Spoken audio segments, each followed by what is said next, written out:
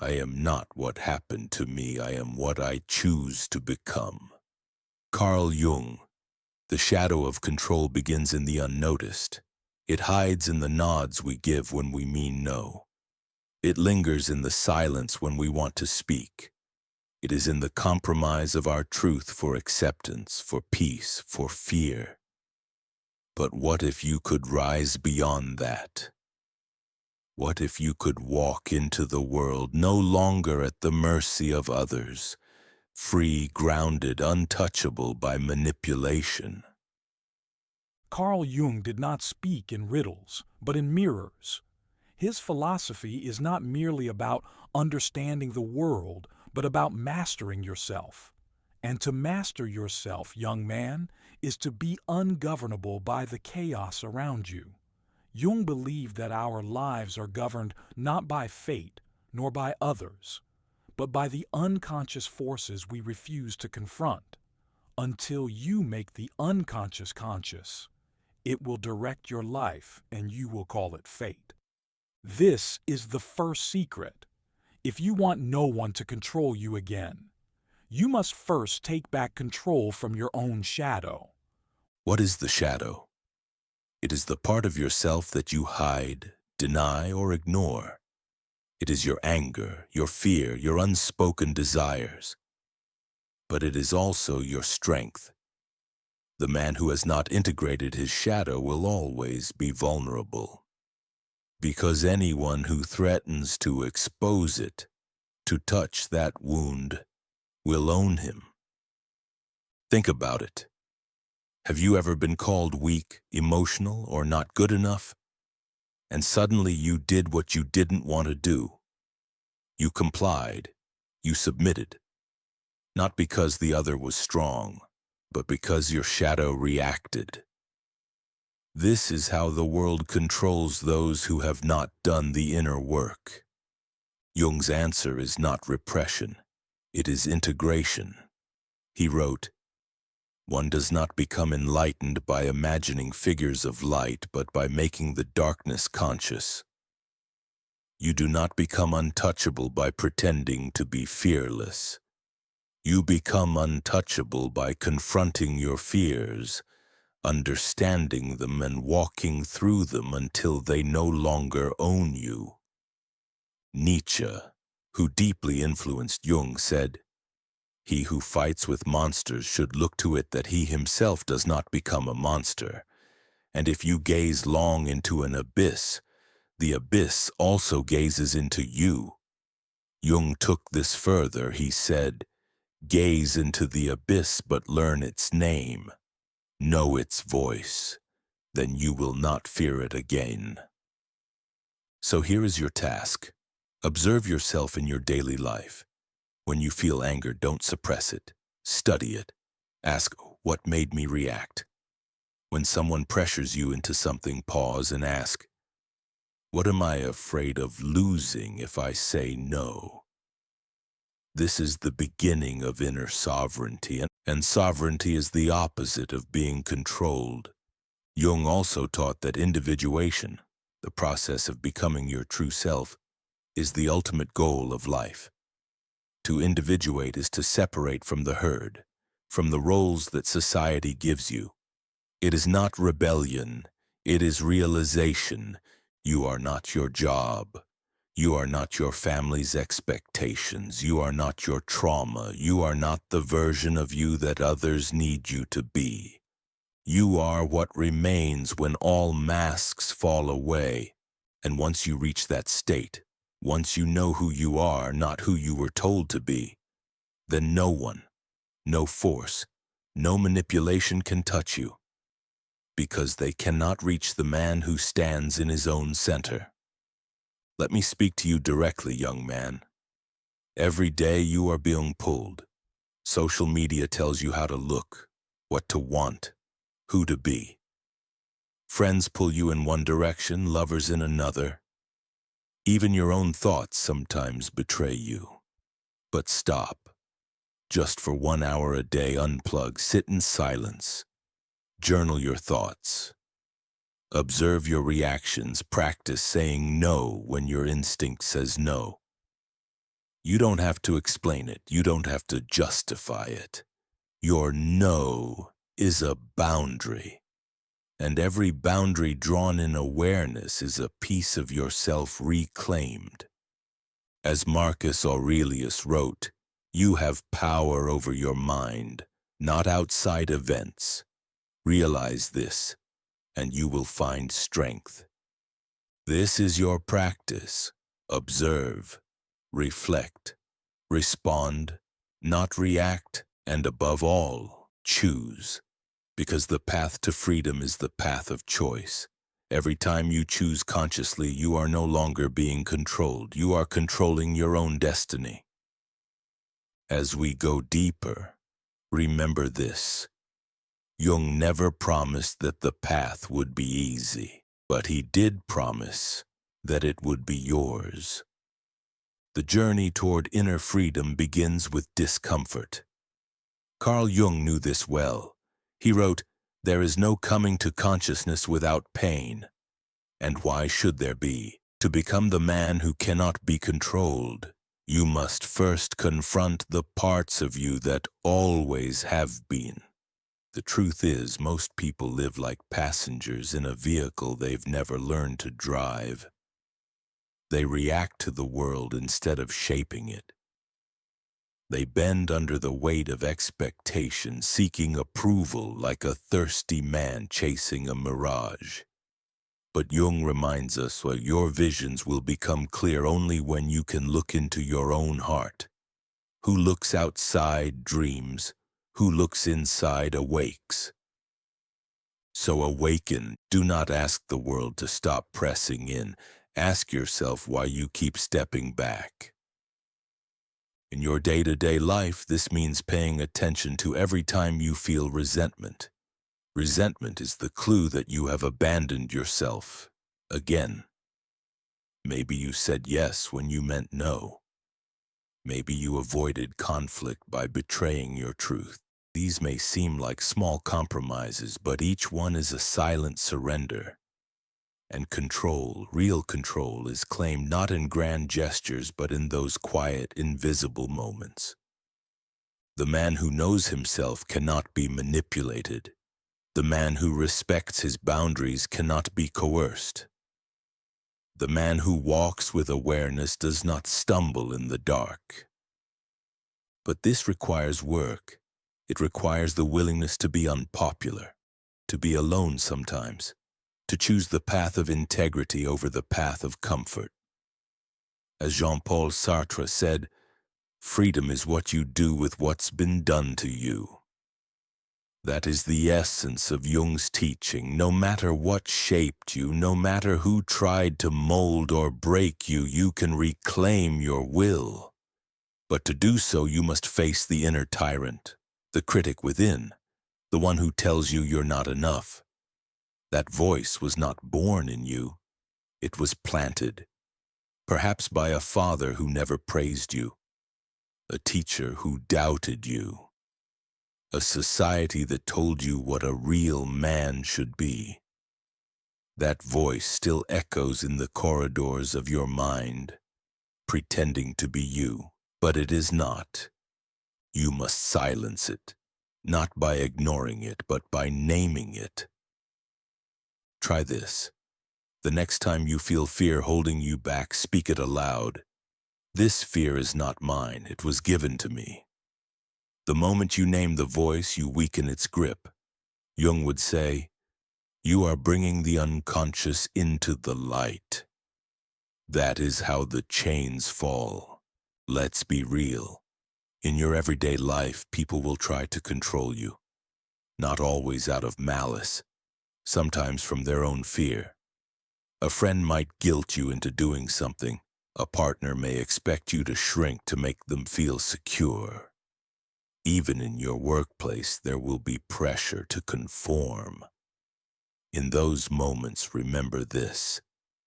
Your silence is permission. Your compliance is agreement. So stop giving it. Learn to disappoint others before you disappoint yourself. Because the man who betrays himself to please others will always be owned by them. Jung believed deeply in the balance of opposites. He saw the masculine and feminine, the light and dark, as two sides of the same soul. To become whole, he said, you must integrate both. You must be gentle and fierce, humble and proud, vulnerable and unbreakable. That is the true self, not one extreme, but the union of opposites. Wholeness is not achieved by cutting off a portion of one's being, but by integration of the contraries. You, young man, must become both warrior and sage. And what does this look like in action? It means you speak when your voice trembles. You walk away when staying would betray you. You practice solitude not as a punishment, but as a sanctuary. Because in solitude you meet your truest self, and that self is no one's puppet. The world respects the man who respects himself, but first, you must be willing to lose the approval of those who only liked the version of you that they could control. This is not arrogance. This is dignity. As Viktor Frankl wrote, between stimulus and response there is a space. In that space is our power to choose our response. In our response lies our growth and our freedom. That space, that moment of awareness, is where the leash breaks. So here's something you can do starting today. Every night, review your day. Ask, where did I act from fear? Where did I act from truth? Then choose one small change for tomorrow. Maybe it's saying no to a request you would usually accept out of guilt. Maybe it's starting that project you've been avoiding because of doubt. These are not small things. These are the building blocks of a free man. And to be free, not just in body, but in mind, in soul, is the greatest rebellion of all. You will be tested. The world does not easily release its grip. But Jung reminds us the goal is not comfort, it is transformation. The privilege of a lifetime is to become who you truly are. Power begins in the places where you once felt powerless. Carl Jung understood that true power isn't dominance over others. It's liberation from the parts of ourselves that allow others to dominate us. Control in the modern world often comes in soft forms. Approval, validation, praise. But when a man lives for these things, he lives in chains that are invisible but unbreakable until he sees them. To see them is the beginning of freedom. Jung's psychology was not merely about treatment. It was about transformation. He did not want to make people comfortable. He wanted to make them whole. He believed that every man must undergo a process of death and rebirth, not in body but in psyche. You must let the old version of yourself die. The version that was obedient, passive, silenced, afraid. In Jung's words, in each of us there is another whom we do not know. He speaks to us in dreams and tells us how differently he sees us from the way we see ourselves. That inner voice, the one that whispers when the world is quiet, is the part of you that has not been tamed. It is not cruel, it is not selfish. It is wild, and it is wise. You must learn to hear it. That is your inner guide, and no man who walks with that guide can be led astray by another. But the world will try. Make no mistake, it will. We live in an age of noise, opinions, judgments, performances, and if you do not know who you are, you will become whoever the world needs you to be. A mask for every occasion, but masks are prisons. You cannot breathe in them for long. Jung's concept of the persona, the social self, the mask you wear, is not evil. It's necessary. But the danger lies in forgetting that it is a mask. He wrote, The persona is that which in reality one is not, but which oneself as well as others think one is. The moment you believe your mask is your identity, you become controllable, because that mask will bend to survive. Let me speak directly to you again. Maybe you've worn masks to survive, to be loved, to be accepted. You laughed at jokes that insulted your soul. You stayed in circles that made you small. You dated someone who needed you broken just to feel whole. And you did it all with a smile. It ends now. The man who refuses to wear a false face is feared because he cannot be manipulated. He speaks what is true, not what is safe. He acts from soul, not from image. That kind of man is rare, but you can become him. And when you do, no one and nothing will control you again. This is not a path of arrogance. This is the path of authenticity, and it's not easy. Every day you will feel the pull. Conform, obey, appease. But this time you will resist. Not with aggression, but with presence. Day to day you begin small.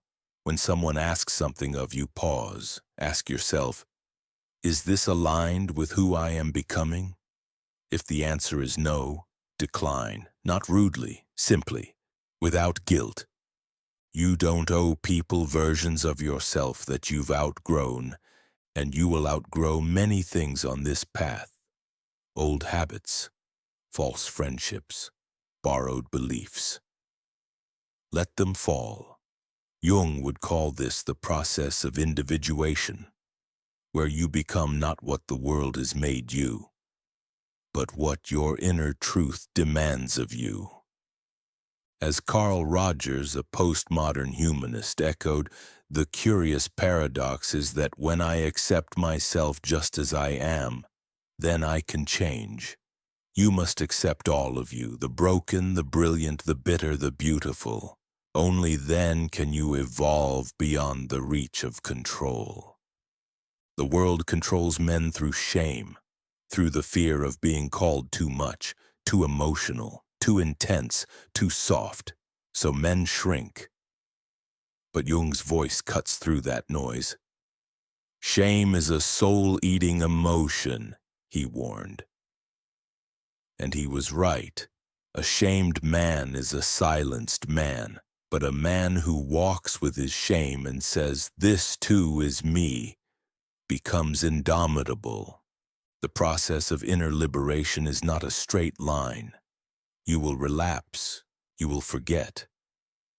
But each time you return to yourself, you grow roots.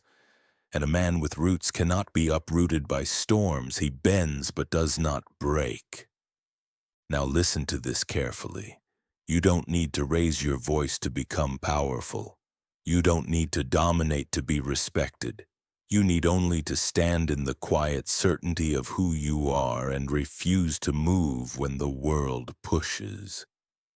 As Epictetus, the stoic slave turned sage, taught, no man is free who is not master of himself.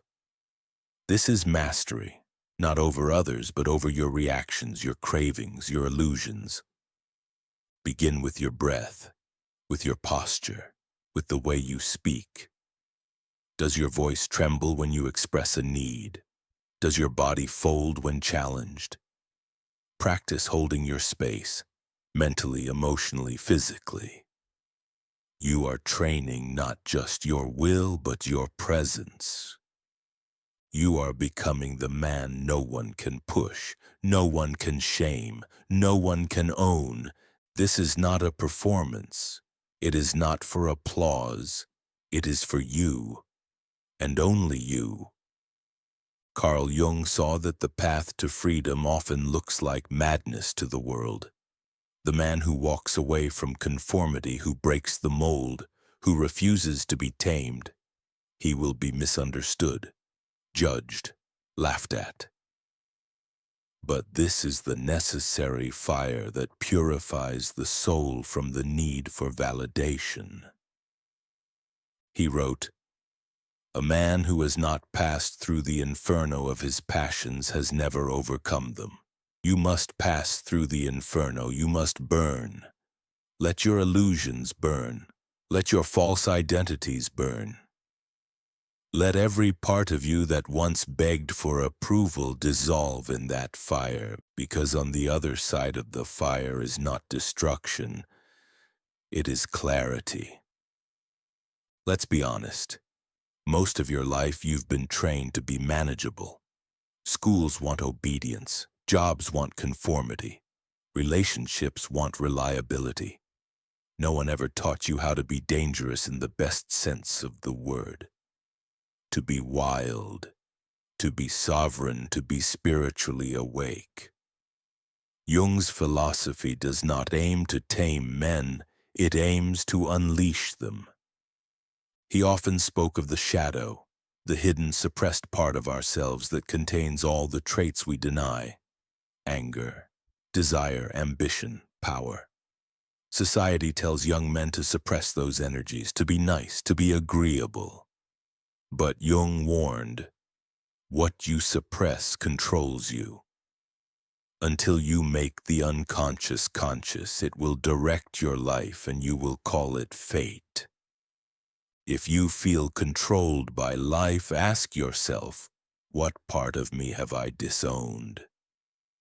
Is it your anger, your independence, your boldness? Bring it back. The man who integrates his shadow becomes whole, not perfect, whole. He can access every part of himself without being a slave to any of it.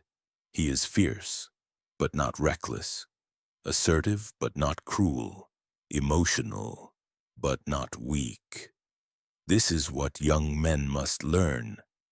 Your depth is your power, not your downfall.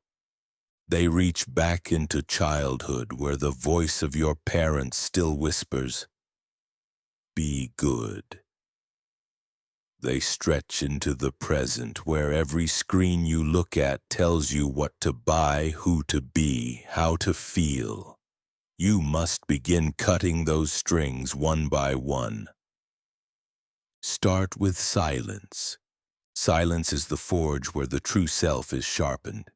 In silence, you can hear the faint pulse of your own mind, what it truly wants, truly fears, truly is. This is why Jung saw dreams as so important. They are the whispers of your inner world. When you listen, you stop being a stranger to yourself. And no man who remembers this can be broken.